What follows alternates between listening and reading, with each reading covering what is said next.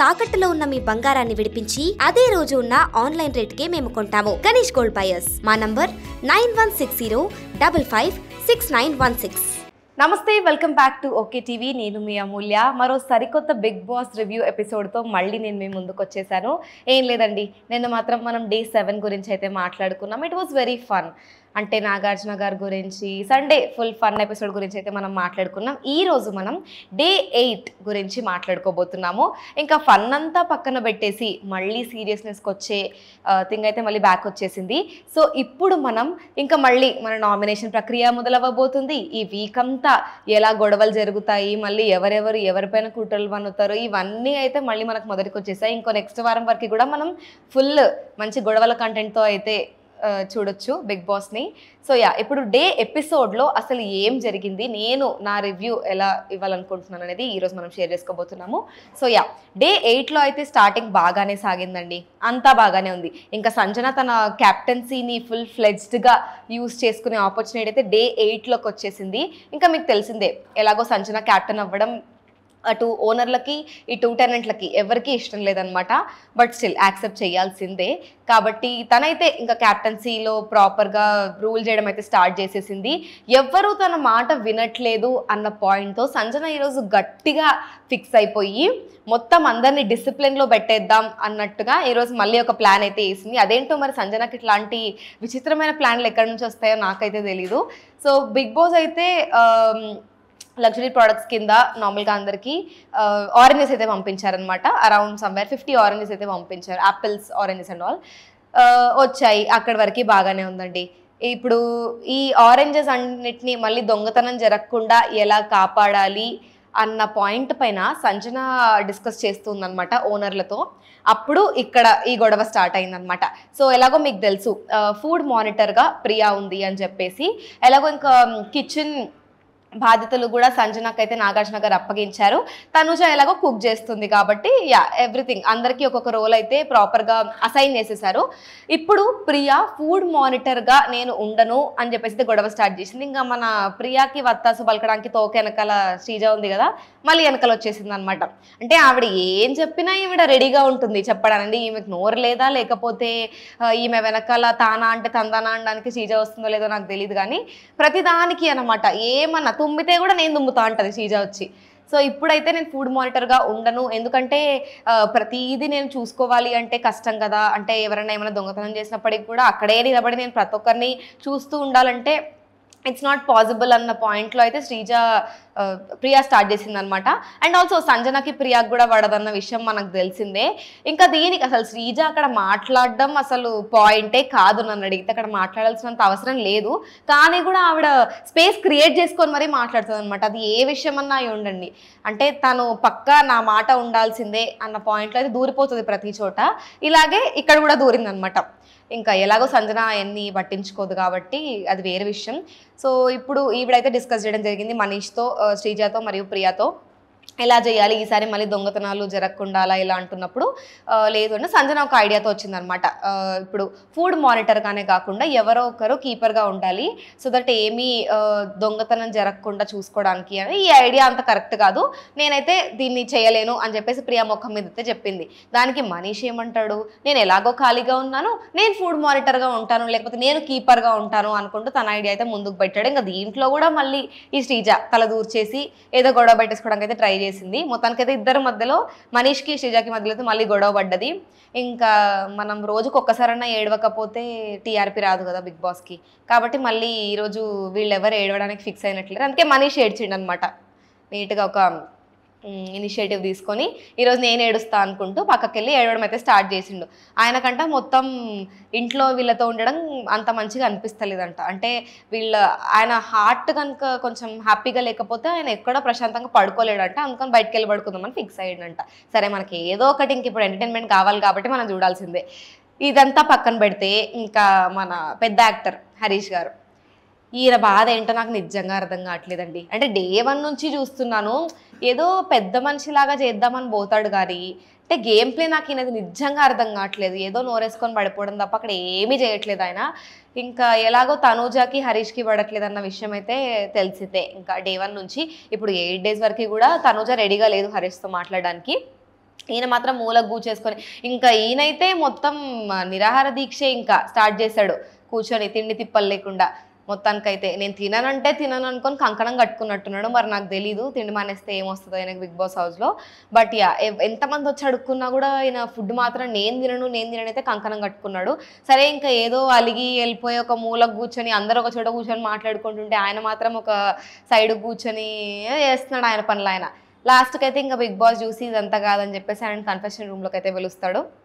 పిలిచాక ఈయన పోతాడు. ఏంటి నీ బాధ చెప్పు అన్నట్టుగా అడుగుతాడు అనమాట బిగ్ బాస్. దానికి ఈయన ఏం లేదు, నాకు ఇట్లా అనిపిస్తుంది అట్లా అనిపిస్తుంది, నేను గేమ్ ప్రాపర్గా వీళ్ళందరూ ఫేక్ సో చెప్తాడు ఏదో కొంచెం. సరే ఇక్కడతో అంతా అయిపోయింది. దీనికి మళ్ళీ బిగ్ బాస్ ఏం చేస్తాడు, మన రాము రాథోడ్ని కన్ఫెషన్ రూమ్లోకి పిలుస్తాడు. దేనికో తెలుసా, ఇప్పుడు రాము రాథోడ్ అంట హరీష్ని చూసుకోవాలంట జాగ్రత్తగా. ఆయన చూసుకోలేడా అంటే ఈయనకు ఒక మళ్ళీ అసిస్టెంట్ చూసుకోవడానికి కూడా. అంటే ఈ బిగ్ బాస్ హౌస్లో మొత్తం ఎవరి పనులు వాళ్ళు చేసుకోవడానికి అసలు చాతే కాదనుకుంటా. ప్రతి ఒక్కరికి ఒక అసిస్టెంట్ కావాల్సిందే, ఒకరినొకరు చూసుకోవాల్సిందే, ఒకరికి ఇంకొక అసిస్టెంట్ కావాల్సిందే. ఖచ్చితంగా ఇదైతే కొంచెం విచిత్రమే ఈ సీజన్లో. మొత్తానికైతే ఈయనైతే ఈయన చూసుకోమని చెప్పాడు. ఇంక ఎక్కడితో కంప్లీట్ అయింది. మన సంజన ఏం చేసింది, ఇంకా ఎటు తిరిగి ప్రియా వినట్లేదు అన్న కోపంతో ఇంకా తెలిసింది ఇక సంజన మొండి ఒక చోట కూర్చుందంటే కనుక అది అయ్యి తీరాల్సిందే. కాబట్టి పొద్దున్నే అందరూ లేకముందరికే ఫ్రెష్గా మంచిగా తెలియకుండా ఆరెంజెస్ అన్నీ తీసి ఒక బాస్కెట్లో వేసేసి తీసుకెళ్ళి దాని పైన పెట్టింది అనమాట. అందరూ పొద్దున్న లేచిండ్రు, అంతా బాగుంది. తను చూడండి ఆరెంజెస్ కనపడట్లేదు అని అన్నారు. మొన్న గుడ్డు పోయింది అన్నట్టుగా వీళ్ళు రోజు పొద్దున్నే లేచి ఏదో ఒకటి పోయింది అనకపోతే ఇంక వీళ్ళ డే స్టార్టే కాదు. నన్ను అడిగితే 8th డే మార్నింగ్ లేచారు అందరూ, మొన్న గుడ్డు పోయింది, అంతకుముందు యాపిళ్ళు పోయినాయి, ఇప్పుడు ఆరెంజ్లు పోతున్నాయి. లేచి వెంటనే 4-5 ఉండాలి బాస్కెట్లో, అవి కనపడట్లేదు అనేది తనుజ అడిగింది అనమాట. ఇంకా వెంటనే ప్రియాకి ఇట్లా అగ్నిపర్వతం బర్స్ట్ అయినట్టు బర్స్ట్ అయింది ఆవిడ. వెంటనే వచ్చేసి అదేంటి ఇక్కడే ఉండాలి కదా అలా ఎలా తీసారు. ఈవిడ వెంటనే ఎతకడం కూడా మొదలు పెట్టలేదు. ఇంకా స్టార్టింగ్ ఎత్తుకోవడమే ఈవిడ. లేదు ఖచ్చితంగా ఇది నా మీద పగతోనే చేశారు, నేను నిరాకరించాను కదా ఇలా ఫుడ్ మానిటర్గా ఉండడానికి కీపర్గా ఉండడానికి, అందుకే ఇదంతా జరిగింది, ఖచ్చితంగా ఇది నా మీద మొత్తం కుట్రబన్నే చేశారు. ఇంక ఇదొక సినిమా, ఈవిడ మీద కుట్ర పన్నాలి, ఇంకా మనమే చూడాలి దీన్ని. మొత్తానికైతే ఈవిడ ఫుల్ ఫైర్ అయిపోయింది. సరే ఇక్కడితో వదిలేయచ్చు కదా, ప్రతి ఒక్కరి బ్యాగులు నేను ఖచ్చితంగా చెక్ చేయాల్సిందే అని చెప్పేసి అయితే ప్రియా ఫిక్స్ అయిందనమాట. ఈమెడ సరే చెక్ చేస్తా అనింది, అక్కడి వరకు బాగుంది, సైలెంట్గా ఉండొచ్చు కదా, లేదు మనకి నోటిదూల క్యాప్టెన్ రూమ్ నుంచే చెక్ చేద్దాం అనుకునేది స్టార్ట్ పెట్టింది. ఇంకా మన సంజన గురించి తెలిసిందే కదా, ఈవిడ బిగ్ బాస్ కెమెరా దగ్గరికి వెళ్ళి అయితే చెప్పేసింది అనమాట, నా మాట ఎవరు వినట్లేదు, ప్రియా అయితే అసలుకి వినట్లేదు, కాబట్టి నేను ఆరెంజెస్ దాచాను, ఇప్పుడు ఏం చేస్తుందో నేను చూస్తా, కీపర్ అవసరం లేదనింది, ఇప్పుడు అవసరమని నేను ప్రూవ్ చేయడం కోసమన్నా ఆరెంజెస్ దాచిపెడతా అని సంజన అయితే అనింది. సరే ఇక్కడితో అయిపోయింది. ఇంకా ప్రియా క్యాప్టెన్ రూమ్లోకి వెళ్ళి ఎతకడం స్టార్ట్ చేస్తుంటే సంజన ఊరుకోవచ్చు కదా, లేదు మనం చేసిందే ఒక ఎదవ పని, మళ్ళీ దానికి ఇంకొంచెం పంపు కొట్టాలి కాబట్టి వీడు వెనకాల నుంచి వచ్చేసి మళ్ళీ క్యాప్టెన్ ఒక దొంగ అని మీరు స్టేట్మెంట్ పాస్ చేస్తున్నారా అనుకుంటే అయితే అనిందనమాట. సరే ఇంకా అంతా మనకొద్దు, ఈవిడైతే ఎతకడం. ఇంకా లాస్ట్ కంక్లూషన్కి ప్రియా ఏమని వచ్చిందంటే ఇదంతా కావాలనే చేశారు. ఇప్పుడు మళ్ళీ తోక వెనకాల నుంచి శ్రీజ ఫ్రేమ్లో లేకపోతే నాకు మాత్రం అస్సలు పొద్దే పోదు. అంటే ప్రియా మాట్లాడినప్పుడు ఖచ్చితంగా శ్రీజ ఉండాల్సిందే, ఇద్దరు వైఫ్ అండ్ హస్బెండ్ లాగా. నాకు అర్థమే కావట్లేదు వీళ్ళ ఈక్వేషన్ ఏంటో. ప్రియా మాట్లాడితే శ్రీజ ఖచ్చితంగా పక్కన ఉండాల్సిందే అనమాట. ప్రియా విషయం ప్రియా చెప్పుకుంటుంది కదా, సైలెంట్గా ఉండొచ్చు కదా, లేదు శ్రీజ కూడా ఖచ్చితంగా పాయింట్ యాడ్ చేయాల్సిందే. వెనకాల నుంచి వచ్చి నాకెందుకో మొత్తం క్యాప్టెన్ సంజననే చేసింది అనిపిస్తుంది, అది నా డౌట్. అంటే ఈమె అనాలనుకుంది, అది డైరెక్ట్గా అంటే ఇప్పుడు గొడవలు అయిపోతాయి కాబట్టి అనుకుంటున్నా అన్న పాయింట్ కింద అయితే మాట్లాడింది అనమాట. నువ్వు అంటున్నావా అని అంటే లేదు నేను అనుకుంటున్నాను అన్న పాయింట్ శ్రీజ అయితే అక్కడ పెట్టింది. అసలు ఆవిడకి అక్కడ అనవసరం, ఆమెకి ఎతకాల్సిన అవసరం లేదు, అసలు ఆమె రెస్పాన్సిబిలిటీనే కాదు. కానీ కూడా దూరిపోయి ఏదో ప్రియాకి హెల్ప్ చేసేద్దాం అన్నట్టుగా అయితే సంజనాని మీరే తీసారేమో అనుకుంటున్నాను అయితే అనేసింది. ఇంకా లాస్ట్కి ప్రియ ఎక్కడి నుంచి పట్టుకొచ్చిందో నాకు నిజంగా తెలీదు. వెళ్ళి అక్కడ ఆవిడకి బాస్కెట్లో ఆరెంజెస్ కనపడే తీసుకొచ్చి ఇక్కడ పెట్టింది. నిజంగా చెప్తున్నా ఇది అందరు కావాలనే చేశారు, ఇక్కడే ఉన్నాయి మీకు కనబడలేదా అనేసరికి ఇంకా తనుజ మన ఆవిడ మనం ఏం అనకపోయినా కూడా అన్నట్టు ఫీల్ అయిపోయి ఇంకా రియాక్ట్ అవుతుంది. కాబట్టి నన్ను కనిపించలేదా అని ఎట్లా అంటావు, ఎవరి పనులలో వాళ్ళు బిజీగా ఉన్నారు, నువ్వు ఫుడ్ మానిటర్ అయ్యి ఉండి నువ్వే చూసుకోలేకపోతే వంట చేసుకుని నేను ఎట్లా చూసుకుంటా, అది ఇదని చెప్పేసి ఒక హీటెడ్ డిస్కషన్ అయితే స్టార్ట్ అయింది అక్కడ తనుజాకి ప్రియాకి మధ్యలో. ఇంక ఇక్కడితో ఇది సమాప్తం. ఇంకా మన భరణి నాకు ఇంకా అర్థం కావట్లేదు. 8 డేస్ అయిపోయింది. స్ట్రాటజీలు అయితే ఒక లెవెల్‌లో ఏస్తున్నాడు అసలు. ఎవ్వరు ఆ హౌస్‌లో అంత మంచి స్ట్రాటజీస్ అయితే ఆడట్లేదని నా ఒపీనియన్. మంచి గేమ్ ప్లే ఆనెస్ట్లీ స్పీకింగ్. చాలా తెలివిగా ఆడుతున్నాడు. అంటే మొత్తం హౌస్‌లో కొంచెం సెన్సిబుల్ పర్సన్ అంటే భరణి అనే నాకు అనిపించింది. కానీ ఈయన మాత్రం అంతవరకు సంజన అక్కడ తినేసి పెట్టేసి వెళ్ళిపోయింది ప్లేట్. అక్కడి వరకు బాగానే ఉంది. ఆవిడ వచ్చి చెప్పిందంట, నేను దాల్ కుక్ చేసుకుంటున్నాను, నేను వచ్చి మళ్ళీ అదే ప్లేట్‌లో తింటాను అని చెప్పేసి. అంతవరకు సైలెంట్‌గానే ఉన్నాడు. మళ్ళీ వెంటనే ఇక్కడికి రాంగానే ప్రియా అలాగా, అదేంటి చెప్పలేదా నువ్వు ఫుడ్ మానిటర్వి కదా, ప్లేట్స్ ఎక్కడక్కడ పెట్టాలి, అందరూ నీట్గా పెట్టుకోవాలని చెప్పలేదా అని చెప్పేసి అన్నాడంట. అంటే ముందొక మాట వెనకలొక మాట ఎందుకు స్టార్ట్ చేశాడో నాకైతే అర్థం కావట్లేదు. మేబీ ఇది కూడా ఆయన గేమ్ స్ట్రాటజీలో పార్టే అయి ఉండొచ్చు అనుకుంటా. బట్ యా, ఇక్కడ వరకు అయితే ఈ డిస్కషన్ స్టార్ట్ అయింది. ఇంకా మన ఇప్పుడు మొత్తానికైతే ఇంకా మన హరీష్ని బిగ్ బాస్ అయితే అడిగాడు, అంతా అయిపోయింది. ఈయన ఇక్కడితో అన్న ఆపేయొచ్చు కదా, ఇంకా విరమించుకోవచ్చు కదా. లేదు అంటే అందరు వచ్చి ఆయన అడుక్కోవాలి. బేసిక్గా ఆయనకు అటెన్షన్ కావాలన్నమాట. వచ్చి ఫుడ్ తినండి అని 20 సార్లు అడుక్కోవాలి. ఆయన అక్కడ కూర్చొనేసి అయితే మొత్తానికి శ్రీజ వచ్చి అడుక్కుంది, ఇమాన్యుల్ వచ్చి అడుక్కున్నాడు, రామురాతోడు వచ్చి, పవన్, అందరూ వచ్చి అడుక్కున్నారు అనమాట. ఆఖరికి గొడవపడ్డ భరణి కూడా వచ్చి అడుక్కున్నాడు, తిండి తింటారా చెప్పండి నేను చేయిస్తాను అని. లేదు, మనోడికి ఈగో ఎక్కువ. ఇంకా మనం చెప్పిన మాటనే మనం వినాలి, మనం మాత్రం ఇంకా పక్కన వాళ్ళ మాట అస్సలు వినకూడదని గట్టిగా ఫిక్స్ అయ్యాడు. తిండి తినకపోతే ఎవరికి నష్టం అండి? ఆయనకే నష్టం. మొత్తానికైతే అందరూ చడుక్కున్నారు. ఎంత ఫుడ్ పెడతామని చెప్పినా కూడా ఆయన వినలేదు. లాస్ట్కి వెళ్ళి అయితే పడుకున్నాడు. సరే పోనీయండి, అక్కడితో మనకు అనవసరం. మొత్తానికైతే ఇంకా అయ్యింది. ఇప్పుడు మన most favourite of the week నామినేషన్ల ప్రక్రియ అయితే స్టార్ట్ అయిపోయింది అనమాట. బిగ్ బాస్ వచ్చేసి ఇంకా ఈ వీక్ నామినేషన్స్లో అయితే ఎవరో 2 కంటెస్టెంట్స్ని నామినేట్ చేసి ఒక సరైన రీజన్తో అయితే మీరు నామినేట్ చేయాల్సి ఉంటుంది అని చెప్పేసి అయితే ప్రక్రియను స్టార్ట్ చేశారు. స్టార్టింగ్ తనుజతోనే స్టార్ట్ చేశారనమాట. స్టార్ట్ చేయడం సరే అయిపోయింది.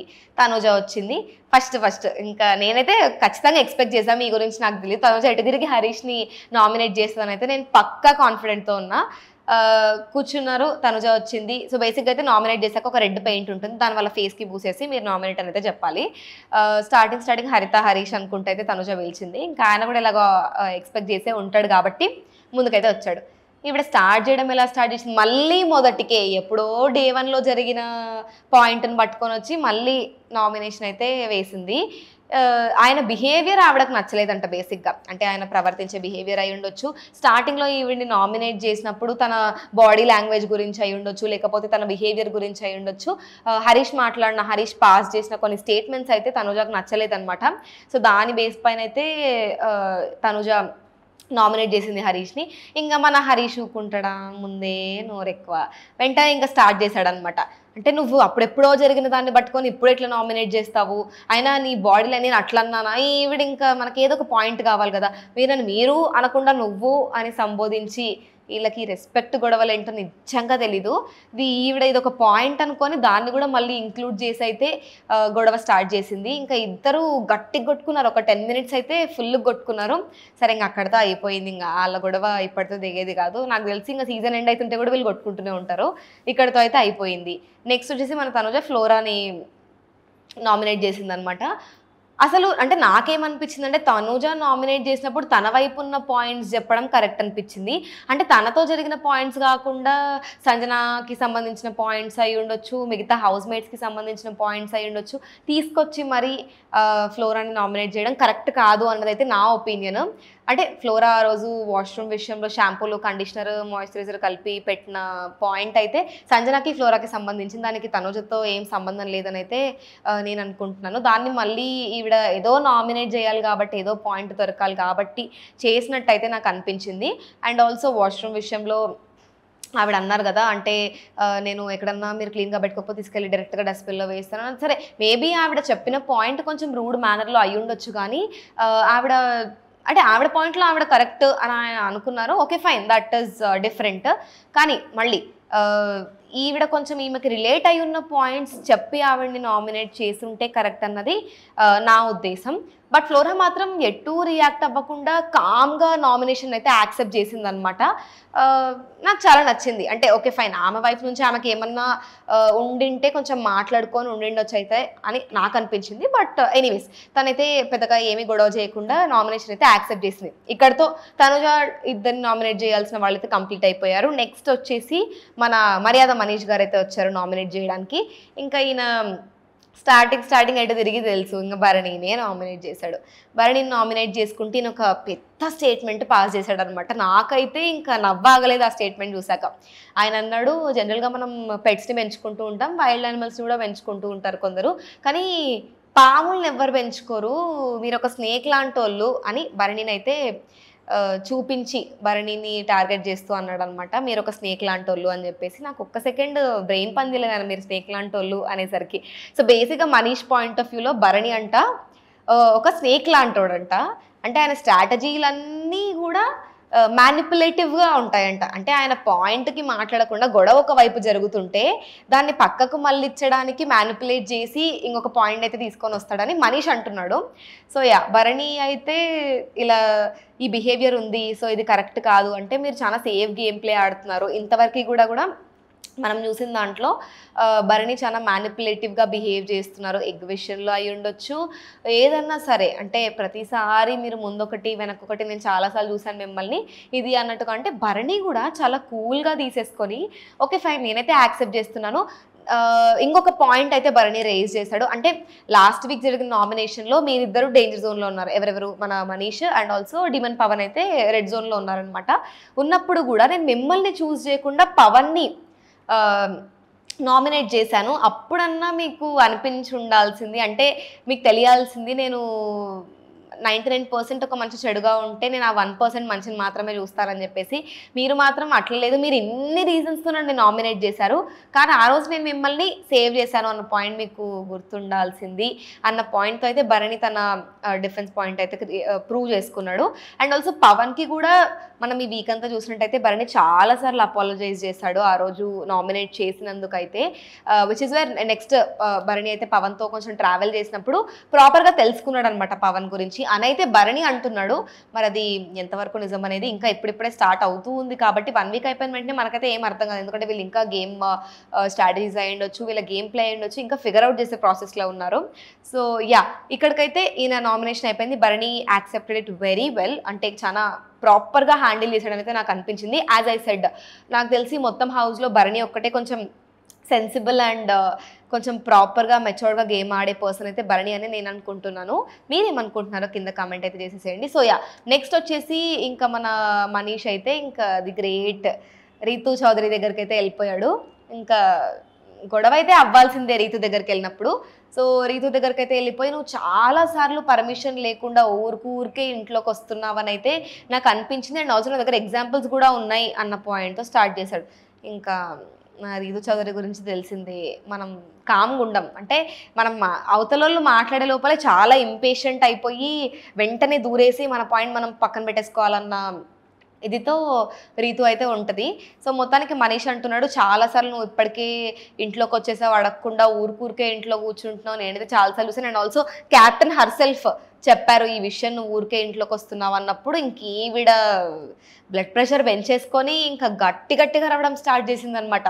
అంటే ఊరికే ఎందుకు వస్తాను, నాకు డేలో 3 times పని ఉంటుంది మీ ఇంట్లో, అట్లా ఎట్లా అంటారు మీరు నన్ను, నేనేమి బయట టెనెంట్స్ని తీసుకొచ్చి మీ ఇంట్లో కూర్చొని ఒకే ముచ్చట్లేస్తానా. అండ్ ఆల్సో అంతకుముందు జరిగిన టాస్క్లో మీ గేమ్ కోసమే నేను ఇంట్లోకి అయితే రావడం జరిగింది, అంతేగాని ఏదో సరదా కాదు నాకు మీ ఇంట్లోకి రావడం ఏమి అది అన్నప్పుడు. అండ్ ఆల్సో మీరు సో డిషెస్ చేసే పని రీతుదనమాట, మీరు అది కూడా సరిగ్గా చేయట్లేదంటే ఇంకా ఈవిడకి కోపం వచ్చింది చూడండి. అస్సలు ఇంకా ఆకాశానికి ఇంకా గట్టిగా అరిచేయడం స్టార్ట్ చేసింది. వెంటనే ఇంకా రీతు ఉండి, అంటే నేను కడగకుండానే మీరు ఫుడ్ తింటున్నారా, మీరు బ్రేక్ఫాస్ట్ గిన్నెలు కడగకుండానే మీరు లంచ్ తింటున్నారా, లంచ్ గిన్నెలు కడగకుండానే మీరు డిన్నర్ తింటున్నారా అని అయితే గట్టిగా ఒక పాయింట్ మాట్లాడింది. Which is very relatable and reasonable అని నాకు అనిపించింది. అంటే ఇప్పుడు ఆవిడ ఈ పని చేయకుండానే వీళ్ళకి మిగతా గిన్నెలు ఎక్కడి నుంచి వస్తున్నాయో మరి నాకు అర్థం కావట్లేదు. వెరీ రీజనబుల్ అనమాట. సో ఇప్పుడు ఆవిడ పని చేస్తేనే కదా నెక్స్ట్ డే ఆఫ్ ద మీల్కి, లైక్ నెక్స్ట్ మీల్కి వాళ్ళకి గిన్నెలు అయితే అక్కడికి వచ్చేది. సరే ఫైన్ ఇది కూడా వదిలేసేయండి. ఆయన సరే నువ్వు చేసావు అంటే సరిగ్గా క్లీన్ చేయట్లేదు అని ఇంకో పాయింట్ అయితే తీశాడు. ఇప్పుడు ఇక్కడ ఈ ఊరికి ఉన్న చోటు ఉండకుండా పవన్ని మధ్యలోకి లాక్కొని వచ్చాడనమాట. మరి డీమన్ పవన్ అయితే మధ్యలోకి లాక్కొని వచ్చాడు. సో ఇంకా తెలిసిందే కదా, మనోడు కొంచెం రీతుతో చాలా ఫ్రెండ్లీగా ఉండడం అయితే మనం ఒక లాస్ట్ ఎపిసోడ్స్లో చూసాము. ఈయనైతే మధ్యలోకి లాగేసి అన్నాడు అనమాట, నువ్వు చెప్పు, నేను నీకు చాలాసార్లు చెప్పాను కదా ఆ రోజు ప్యాన్ కూడా అలాగే ఉండిపోయిందంటే ఈవిడ వెంటనే మళ్ళీ గట్టి గరుచుకుంటూ అసలు ప్యాన్ నేను క్లీనే చేయలేదు, దాన్ని క్లీన్గా లేదు అంటే అదేం ఉద్దేశం, క్లీన్ చేయనప్పుడు క్లీన్గానే ఉండదు కదా, ఎట్లా క్లీన్ అవుతుంది అది ఇది అని చెప్పేసి ఈవిడ చెప్పిందనమాట. పవన్ని మాత్రం నేను నీకు ఛాన్సాలు నీకు ఆల్రెడీ కంప్లైంట్ చేశాను, రీతు సరిగ్గా క్లీన్ చేయట్లేదు అది ఇది అనేసరికి ఇంక ఇప్పుడు పవన్ పాపం అటు వెళ్ళలేడు ఇటు వెళ్ళలేడు అనమాట. వెళ్ళేసి లేదు ఎట్లా సర్టిఫికేట్ ఇచ్చాడంటే రీతుకి పవన్ తను డిషెస్ చేయడం మాత్రం ప్రాపర్గా చేస్తుంది అన్నట్టు ఒక పెద్ద స్టార్ అయితే ఇచ్చాడు రీతుకి. ఇంక ఈవిడ రెచ్చిపోయింది, ఇంకెలాగో పవన్ సపోర్ట్ దొరికింది కాబట్టి ఇంక ఈమె అరవడం స్టార్ట్ పెట్టింది. ఇంకా ఇలా కాదు అని చెప్పేసి మన మనీష్ అయితే నువ్వు ఇప్పుడు ప్రాపర్గా స్టాండ్ తీసుకోవాలి, నేను నీకు చెప్పాను, లేదంటే అవునన్నా మీరు నాకు చెప్పారు, నేను చెప్పాల్సింది రీతుకు చెప్పాను, మొత్తానికి అయితే రెండు వైపుల నుంచి నేను ప్రాపర్గానే కన్వే చేశాను అనుకో. చాలా సేఫ్గా మాట్లాడాడు డీమన్ పవన్. అంటే అసలు నేను చాలా ఇంప్రెస్ అయిపోయా ఆయన చెప్పిన విషయానికైతే.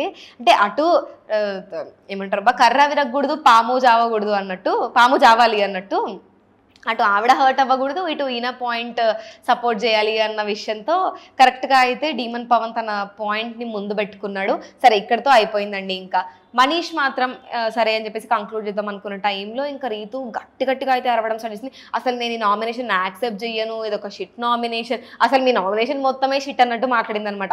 అసలు మీరు ఇలాంటి పదాలు యూజ్ చేయకూడదు అని మనీష్ అన్నప్పుడు నేను ఖచ్చితంగా యూజ్ చేస్తాను ఆవిడైతే ఫుల్గా రెచ్చిపోయి మాట్లాడింది. ఇంకా ఏ పాయింట్కి వెళ్ళిపోయిందంటే ఆమె అసలు నామినేషన్ని యాక్సెప్ట్ చేయడానికి అస్సలు రెడీగా లేదనమాట. ఇంకా లాస్ట్కి లేదు నేను అసలు ఈ నామినేషన్ యాక్సెప్టే చేయను అనుకున్న టైంలో ఇంకా బిగ్ బాస్ వచ్చేసి మీకు నామినేషన్ని యాక్సెప్ట్ చెయ్యాలా లేదా అనుకునే పవర్ అయితే మీ దగ్గర లేదు, కానీ నామినేషన్ మాత్రం వేసే హక్కు వాళ్ళకు ఉంటుంది, అది ఇర్రెస్పెక్టివ్ ఆఫ్ మీకు ఇష్టమా లేదా అన్న పాయింట్తో సంబంధం లేకుండా మీకేమైనా డిఫరెన్స్ పాయింట్స్ ఉంటే దాన్ని మాట్లాడి మీరు నామినేషన్ అయితే యాక్సెప్ట్ చేయాల్సి ఉంటుంది అని చెప్పేసి అయితే క్రిస్టల్ క్లియర్గా బిగ్ బాస్ చెప్పేశాడు. సరే ఇంకా చేసేది ఏమీ లేదు, ఇంకా పెద్ద అయినా చెప్పాక ఈవిడేమంటుంది, ఇంకా సైలెంట్గా నామినేషన్ అయితే యాక్సెప్ట్ చేసింది. ఇక్కడితో మనీష్ చాలా ఖుషి అయిపోయిండు. సరే ఇక్కడితో మొత్తానికైతే ఈ ఎపిసోడ్ అయితే ఎండ్ అయింది, కానీ బిగ్ బాస్ అయితే ఈ నామినేషన్ ప్రక్రియ ఇంకా ఎండ్ అవ్వలేదు, నెక్స్ట్ ఎపిసోడ్లో మళ్ళీ కొనసాగుతుంది అనుకుంటూ డే 8 అయితే ఎండ్ చేశారు. నేను నిజంగా చెప్తున్నాను అండి, డే 8 మొత్తం అయితే నాకు ఎంత ప్రాపర్గా అనిపించిందంటే అంటే మంచి ఒక ఫుల్ మీల్స్ పెట్టిండ్రు అనమాట. నాకు ఒక ఫ్యాంటసీ నిజంగా అర్థం కావట్లేదు. ఇట్లా ప్రతి సినిమాలో ఒక పాట ఫ్యాంటసీ, శేఖర్ కమల గారికి వర్షం పాట ఫ్యాంటసీ ఉన్నట్టు బిగ్ బాస్ వాళ్ళకి దొంగతనం ఫ్యాంటసీ ఉన్నట్టుంది. మరి నాకు అర్థం కాలేదు, ప్రతి ఎపిసోడ్లో ఏదో ఒక దొంగతనం చేయండి వీళ్ళు ఎపిసోడే ఎండ్ చేయట్లేదు. అంటే మరీ ఇట్లా విచిత్రమైన దొంగతనాలు ఎక్కడ నుంచి నేర్చుకోవడం నాకైతే నిజంగా అర్థం కావట్లేదు. గుడ్లు దొంగతనం చేయడం ఏందండి. సరే ఫైన్, దట్ వాజ్ సోగ్యా. సో యా, ఇక్కడికైతే డే 8 వరకు మన వాళ్ళు మంచి కంటెంట్ అయితే మనకి ఇచ్చారు. కామనర్లు సెలబ్రిటీలు అనే తేడా లేకుండా ప్రాపర్గా నేనైతే చాలా ఎక్సైటెడ్గా ఉన్నా ఈ బిగ్ బాస్ 9 మొత్తం సీజన్కి. సో యా, రేపేం జరగబోతుందో, ఇంకా నామినేషన్లు అంటేనే నాకు చాలా ఫేవరెట్ అనమాట. రేపు ఇంకా ఎంతమంది కొట్టుకుంటారో చూడాలి, రేపు ఇంకా మనం చాలా మాట్లాడుకోవాలి. మొత్తానికైతే డే 8 మొత్తం మీకు ఎలా అనిపించింది, అసలు ఈ నామినేషన్ ప్రక్రియ మొత్తం ఫెయిర్ ఇనఫా కాదా, అసలు వాళ్ళు నామినేట్ చేయడం కరెక్టా కాదా, వాళ్ళ పాయింట్స్ కరెక్టా కాదా, మీకేమనిపించిందో కింద కమెంట్ చేసి చెప్పండి. ఇంకో కొత్త బిగ్ బాస్ రివ్యూ ఎపిసోడ్తో మళ్ళీ నేను మీ ముందు ఉంటాను. Until then keep watching okay TV.